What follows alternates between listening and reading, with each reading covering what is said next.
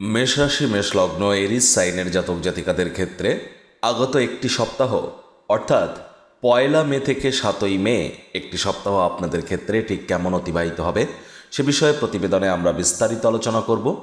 আলোচনাটিতে আমরা মূলত 9টি গ্রহকে নিয়ে আলোচনা করতে চলেছি, আর এখানে চন্দ্রকে বেস করে আমরা আলোচনায় থাকব। আলোচনাটি অত্যন্ত গুরুত্বপূর্ণ হতে চলেছে, তার কারণ আপনাদের শনি মহারাজের 7.5 কিন্তু শুরু হয়ে গেছে। আর এই মে মাসেই কিন্তু তিনটি মেজর প্ল্যানেটস রাশি পরিবর্তন করতে চলেছে, বৃহস্পতি, রাহু এবং কেতু। আর এ সপ্তাহেও কিন্তু আপনাদের রাশির অধিপতি মঙ্গল নিচস্থ হয়ে সুখভাবে গোচর করছে। তাহলে স্কিপ না করে পুরোটাই শুনবেন যদি ভিডিওটির প্রকৃত মর্মার্থ আপনারা উপলব্ধি করতে চান। পরিশেষে যেমন প্রতিকার নিয়ে আলোচনায় থাকি তেমনটি আছি। আলোচনাটি ইন জেনারেল হবে, পৃথিবীতে যতজন মেষ রাশির জাতক জাতিকা আছেন তাদের প্রত্যেকের জন্য। আপনি চাইলে আপনার ব্যক্তিগত গণনা এনি টাইম আমাদের দ্বারাই করাতেই পারেন, এর জন্য স্ক্রিনে আমরা নাম্বার দিয়ে থাকি। চাইলে শনিবার রবিবার অফিসে এসে ফেস টু ফেস সাক্ষাৎ করতে পারেন, অথবা by phone any time consultancy আপনারা নিতেই পারেন। তো চলুন আলোচনায় প্রবেশ করা যাক। মেষ রাশি মেষ লগ্ন এরিস সাইনের জাতক জাতিকারা কালপুরুষের রাশি চক্র অনুযায়ী প্রথম রাশির আন্ডারে আপনারা পড়েন। আপনাদের রাশির অধিপতি গ্রহদের সেনাপতি মঙ্গল। আর স্ক্রিনে আপনারা যে চার্টটি দেখতে পাচ্ছেন এটি মেষ রাশির জাতক জাতিকাদের 2025 সালের 1 মে আপনাদের গ্রহগত গোচরের ছক ঠিক এমনটি দেখাবে। আপনাদের ফার্স্ট হাউসে 1 লেখা আছে, এখানে সূর্য অবস্থান করছে। সূর্য এখানেই থাকবে পুরো সপ্তাহটি জুড়ে।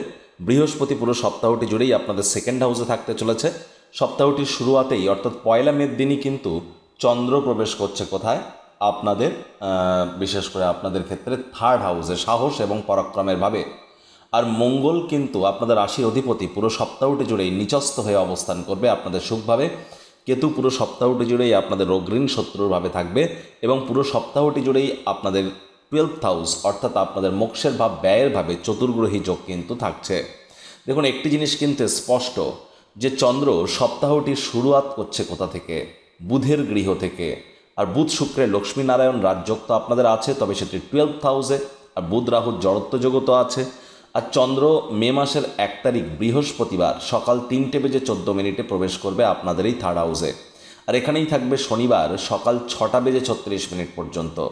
তাহলে বৃহস্পতিবার শুক্রবার এই দুটি দিন চন্দ্র যেহেতু আপনাদের থার্ড হাউসে গোচর করছে, তাহলে একটি জিনিস কিন্তু স্পষ্ট যে এ সময় আপনাদের এই যে দুটি দিন বৃহস্পতিবার এবং শুক্রবার, এই দুটি দিন আপনাদেরকে কিন্তু অবশ্যই চেষ্টা করতে হবে মেজাজকে ঠান্ডা রাখার। চঞ্চলতার মাত্রা কিন্তু বাড়তে পারে।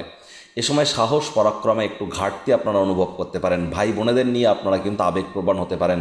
Online income, digital marketing, work from home বা যারা সোশ্যাল মিডিয়াতে কেরিয়ার করতে চান তাদেরকে কিন্তু একটু সাবধানতা অবলম্বন করে চলতে বলবো। বৃহস্পতিবার শুক্রবার কন্টেন্ট রাইটার যারা আছেন, কোনো কিছু পোস্ট আপনারা অনলাইনে করবার আগে বা আপলোড করবার আগে আপনাদের কন্টেন্টটি একবার রিচেক করে নিতে ভুলবেন না। তা না হলে এমন কোনো কথা আপনি হয়তো লিখে ফেলতে পারেন বা এমন কোনো কিওয়ার্ডস আপনি ইউজ করে ফেলতে পারেন যার কারণে কিন্তু কন্ট্রোভার্সি ক্রিয়েট হতেই পারে। আর এই সময় আবেগকে অত্যন্ত কন্ট্রোল রাখার পরামর্শই কিন্তু আমরা আপনাদেরকে প্রদান করব। তবে চন্দ্রের যেহেতু পূর্ণ দৃষ্টি আপনাদের ভাগ্যস্থানে থাকবে, এটি কিন্তু আপনাদের জন্য একটি সুখবর। কারণ চন্দ্র বৃহস্পতির গৃহে দৃষ্টি দেবে, তাহলে বৃহস্পতিবার শুক্রবার এই দুটি দিন ভাগ্য আপনাদের সঙ্গ দিতে চলেছে। যে কর্ম করতে যা সময় লাগতো তা অর্ধেক সময়ের মধ্যেই সমাপ্ত হবে। পিতা বা পিতৃতুল্য ব্যক্তিবর্গের দ্বারা উপকৃত হতে পারেন। নাতি নাতনিদের কাছ থেকে প্রাণ প্রাচুর্য, খুশির উৎসও কিন্তু আপনারা এ সময় প্রাপ্তি করতেই পারেন। আর এই সময় তীর্থযাত্রা, তীর্থ ভ্রমণের সুযোগও বৃহস্পতিবার শুক্রবার আপনাদের মিলতে পারে। আর মিললে সুযোগ যেন হাতছাড়া করবেন না। এই চন্দ্রই কিন্তু আবার শনিবার সকাল 6:36 প্রবেশ করে যাবে আপনাদের 4th হাউস সুখভাবে এবং মঙ্গলের সাথে সংযুক্ত হবে। আর এখানেই থাকবে চন্দ্র 5 মে সোমবার দুপুর 2:01 পর্যন্ত।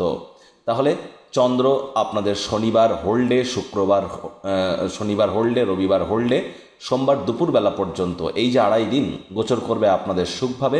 আর আপনাদের সুখভাবের অধিপতি স্বয়ং চন্দ্র, যার ফলস্বরূপ তিনি নিজের গৃহে যেহেতু অবস্থান করতে চলেছেন এই সময়টিতে আপনাদের সুখের মাত্রা কিন্তু বৃদ্ধি পেতে চলেছে। মায়ের তরফ থেকে, মামা মাতামহ, মাতৃকুলের তরফ থেকে আপনারা কিন্তু লাভান্বিত হতে পারেন। শ্বশুরমশাইয়ের তরফ থেকে লাভান্বিত হতে পারেন। নতুন জমি, বাড়ি, গাড়ি এগুলি ক্রয় করার যোগও কিন্তু আপনাদের পরিলক্ষিত হবে। তবে এ সময় আপনাদের অবশ্যই, আবারও বলছি, চঞ্চলতার মাত্রা কিন্তু আপনাদের এ মাসে একটু বেশি থাকতে পারে, কারণ চন্দ্রমঙ্গলের যোগ এবং সূর্য আপনাদের রাশিতে অবস্থান করছে।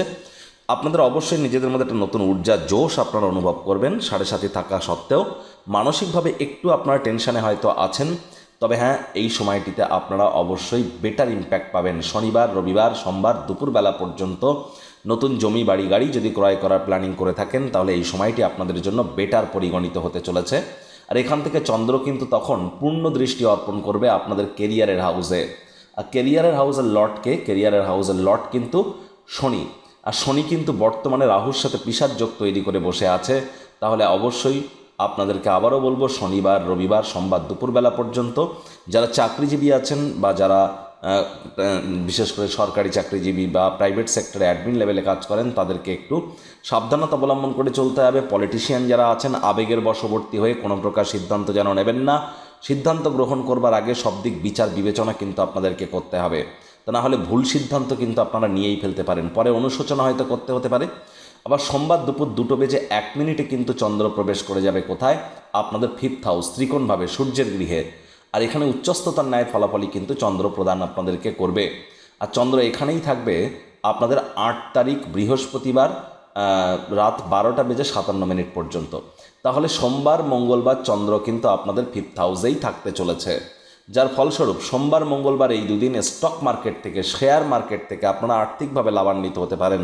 যে সমস্ত নবদম্পতি সন্ততি প্রাপ্তির প্ল্যানিং করছেন, প্রথম সন্তান প্রাপ্তির প্ল্যানিং করছেন, গর্ভধারণের প্রচেষ্টা জারি রেখেছেন, তাদের জন্য কিন্তু এই দুটি দিন সময় সুযোগ আপনাদের ক্ষেত্রে বেটার পরিগণিত হচ্ছে।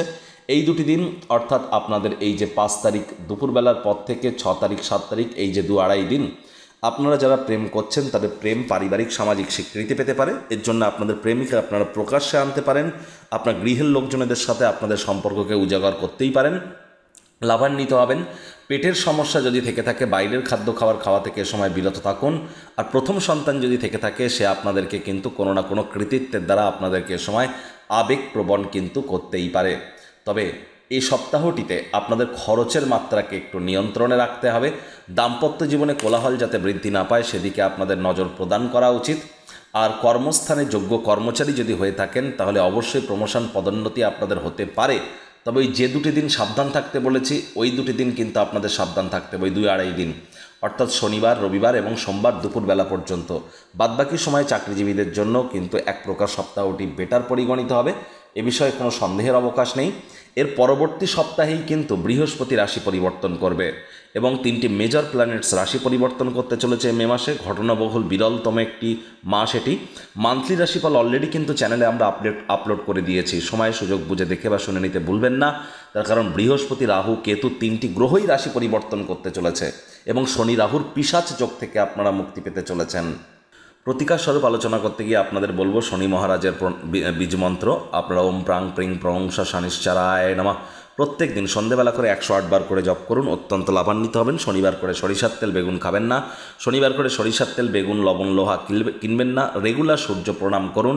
দীক্ষা না নিয়ে থাকলে ইমিডিয়েট দীক্ষা নিন। বৃহস্পতিবার করে নিরামিষ খাদ্য খাবার আপনারা খান। আর যদি আপনারা পারেন তাহলে অবশ্যই হনুমানজির নাম জপ ধ্যান আরাধনা করুন। পঞ্চমুখী হনুমানজির একটি ছবি এনে বাড়ির দক্ষিণ দিকের দেওয়ালে বা পূর্ব দিকের দেওয়ালে রাখতে পারেন।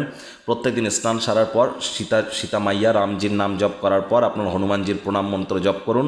তারপর আপনার নিজের নামগোত্র ধরে 3বার বলুন সদা হরি চেরা, 3বার নামগোত্র ধরে বলুন সদা হরি চেরা। এভাবে দিনটি শুরুয়াত করুন, দেখবেন দিনটি প্রতিটি দিনই আপনাদের ক্ষেত্রে এক প্রকার অভূতপূর্ব অতুলনীয় পরিগণিত হবে। তো বন্ধুরা, প্রতিবেদনটি আপনাদের ঠিক কেমন লাগলো? সুচিন্তিত মতামত আশা করি আপনারা নিচের কমেন্ট বক্সে লিখে জানাবেন। ভিডিওটি ভালো লাগলে একটি লাইক করতে ভুলবেন না। এই আশা রেখে আমি আমার বাণীকে এখানেই বিরাম প্রদান করছি।